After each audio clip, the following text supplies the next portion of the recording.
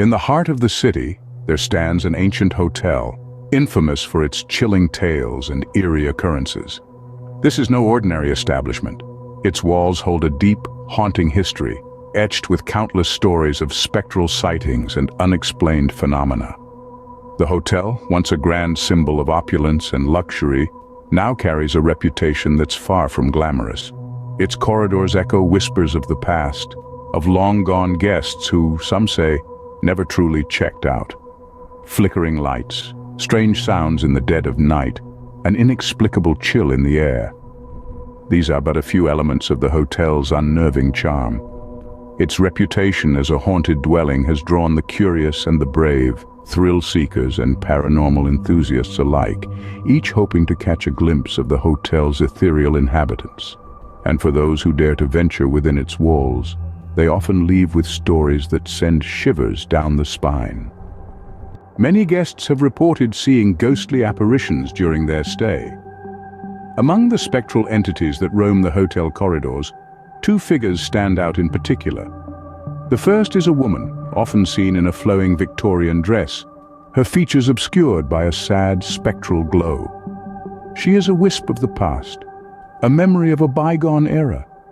Guests have reported feeling a sudden chill as she passes, her ethereal form gliding silently through the halls, seemingly lost in her own world. Her presence is heavy with melancholy, a poignant testament to some forgotten sorrow. Then there is the child. A playful spirit, his laughter echoes through the hallways as he runs, his small footsteps barely making a sound. He appears at odd hours, often at the stroke of midnight, when the hotel is shrouded in silence. His fleeting appearances are often accompanied by a sudden drop in temperature, and the faint smell of old-fashioned candy fills the air. The child, seemingly stuck in an eternal game of hide-and-seek, is a reminder of innocence lost and childhood spent in the shadowy corners of this haunted hotel. These are not just stories spun by imaginative guests. Hotel employees have also reported unexplainable encounters, from the night watchman who felt a cold hand touch his shoulder to the cleaning lady who saw the reflection of the Victorian woman in an antique mirror. These accounts add to the eerie tapestry of the hotel's ghostly inhabitants. There are also stories of whispered conversations heard in empty rooms, of doors opening and closing of their own accord, of lights flickering inexplicably. Each of these incidents, though bone-chilling, adds to the allure of the hotel, drawing in those curious about the unknown, the unexplored. These spectral figures, forever trapped within the hotel's walls, continue to haunt its guests. Their stories, their lives, their tragedies and their joys are forever etched in the very fabric of the hotel, making it a living, breathing entity that continues to fascinate, terrify and captivate those who dare to spend a night in its haunted rooms. But it's not just the ghostly figures that cause unease. The hotel is also a hotbed for unexplained phenomena. Picture this. You're walking down a dimly lit hallway, the air heavy with a chill that seems to seep into your bones. You feel a prickling sensation at the back of your neck, as if you're being watched, but there's no one in sight.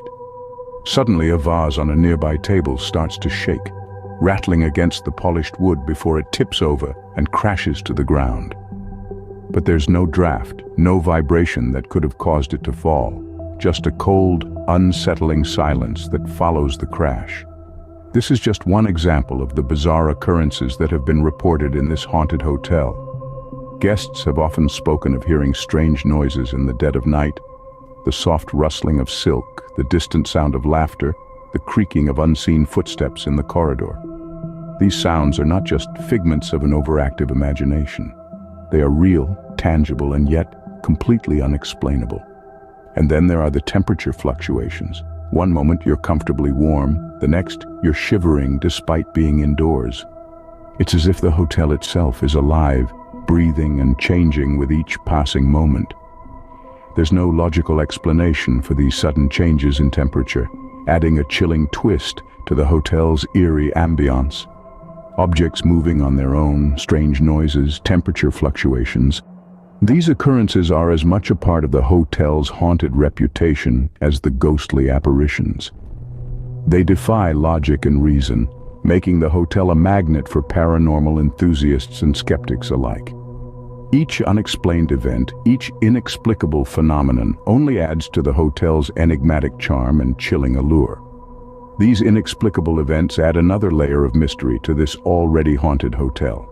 They serve as a chilling reminder that while we may not always see the supernatural, it doesn't mean it's not there. It's lurking in the shadows, in the cold spots, in the silent corners, waiting for the right moment to make its presence known. Room 307, however, holds the most terrifying tale of them all. The chilling mystery of Room 307 is one that sends shivers down the spine of even the bravest souls. This room, unlike any other in the hotel, has been the epicenter of many unexplained occurrences that defy logic and reason. Let's delve into the eerie narrative of Room 307. Guests who have had the misfortune of staying in this room have reported a sudden, overwhelming sense of dread that engulfs them as soon as they step through the door. A palpable heavy air that feels as though it's suffocating any semblance of joy or comfort. It's as if the room itself is alive, breathing and radiating a sinister energy. But it doesn't end there. In the dead of night, when the world outside is silent and the only sound is the soft hum of the air conditioner, whispers can be heard. Whispers that seem to emanate from the walls themselves, soft voices that murmur unintelligible words, as if in conversation with the darkness. The whispers are fleeting, fading away as soon as one tries to focus on them, leaving one in a state of unease, questioning their sanity. The most haunting of all, however, is the shadowy figure reported by multiple guests, a spectral presence that appears at the foot of the bed, an apparition barely visible in the dim room, standing silently, ominously. Some say it's the ghost of a former guest, forever trapped within the confines of Room 307. Others believe it's a manifestation of the room's malevolent energy. The figure never interacts, it simply stands and watches, a silent sentinel in the darkness. Despite numerous investigations, no logical explanation has been found for these occurrences. Room 307 remains the most dreaded room in the hotel, a place where the boundary between the living and the dead seems to blur. It's a chilling reminder that there are some mysteries that are beyond our understanding, some tales that are best left untold. Despite numerous attempts to cleanse the hotel, the haunting continues. This grand old establishment, with its dark and secretive past, refuses to let go of its spectral inhabitants. The hotel's owners, desperate to rid the premises of its unwelcome guests, have tried everything in their power. First, they sought the help of local religious figures, hoping that holy incantations might bring some peace. Priests, shamans, and spiritual leaders of various faiths were invited to perform exorcisms, each chanting their own sacred texts, burning incense and sage, sprinkling holy water in every nook and cranny. One could almost imagine the spirits recoiling, resisting the onslaught of prayers. Yet these efforts were to no avail. The hauntings merely paused, only to return with greater intensity. Next, they turned to paranormal investigators, those who straddle the line between science and the supernatural. Armed with electromagnetic field detectors, infrared cameras, and voice recorders, these investigators delved into the spectral world, seeking to understand and possibly negotiate with the entities. Yet once again, their attempts only seemed to agitate the spirits further. Even attempts at physical renovation, an effort to change the hotel's very identity, fell short.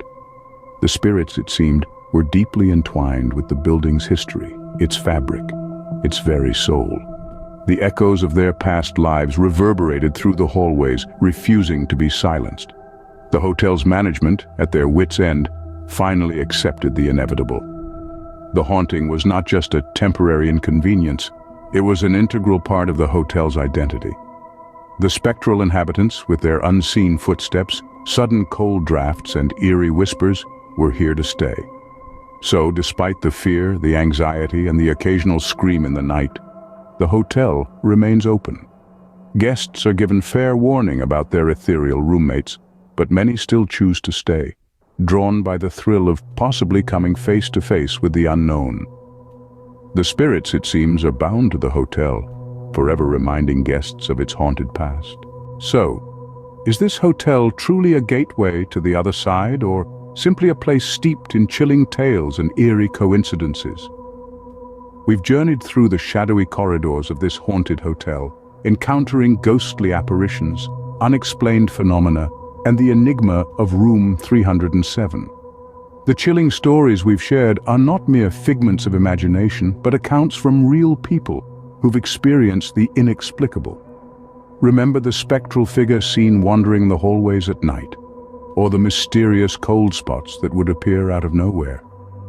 And who could forget the inexplicable events of room 307, where guests reported objects moving on their own and eerie whispers in the dead of night? These tales paint a spine-chilling picture of a place where the line between the living and the departed seems to blur. But are these stories enough to label it as a portal to the afterlife? Whatever the truth may be, one thing is certain. A night at this hotel is not for the faint of heart.